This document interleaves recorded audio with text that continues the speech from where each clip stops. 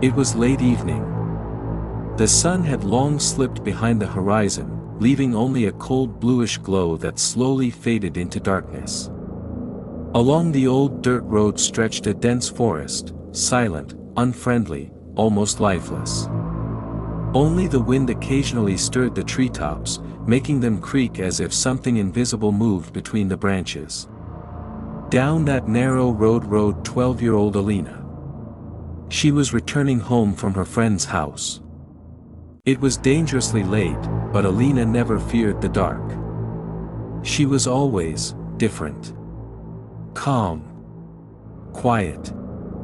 And strangely cold in situations where other kids panicked. Her bicycle wheels whispered softly through the sand, and the small headlight flickered, illuminating the twisting path between the towering trees. A few minutes later, Alina noticed something unusual. The forest went silent.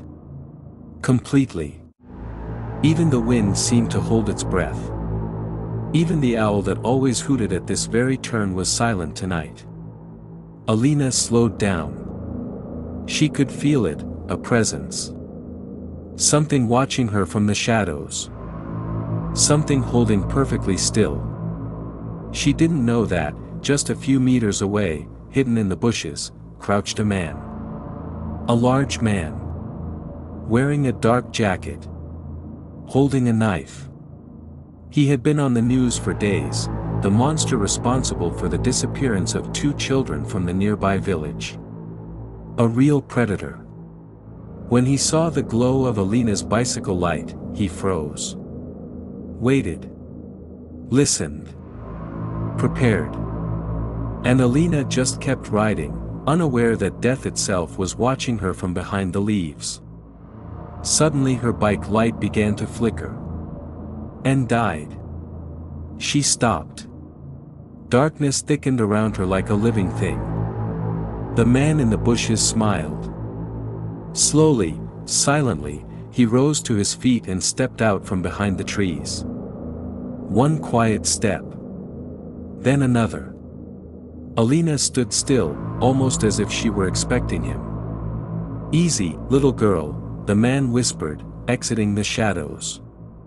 "I won't hurt you." Alina turned her head slowly. Her eyes. In the darkness they looked unnaturally large. Almost pitch black. "You should go back," she said softly. "This path isn't for you."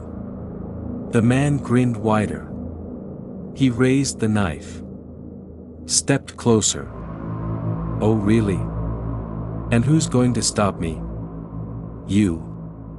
At that moment the wind suddenly returned, sweeping through the treetops with a deep, hollow roar. The whole forest shuddered awake. Leaves rustled. Branches groaned. And somewhere in the distance something growled, low, ancient, animalistic. But the man only laughed. He lunged toward her. Alina didn't flinch. When he came within arm's reach, he stopped.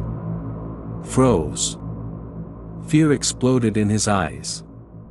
Because the girl did not look human anymore. If someone had watched from afar, they would have seen only a silhouette twisting in the darkness, stretching taller, limbs lengthening, fingers bending like crooked branches. For a moment, she looked less like a child and more like something the forest had created to protect itself. The man stumbled backward. But it was too late. The shadow, Alina's shadow, moved wrong. It didn't run. It glided, appearing in front of him in the blink of an eye. His knife fell to the ground.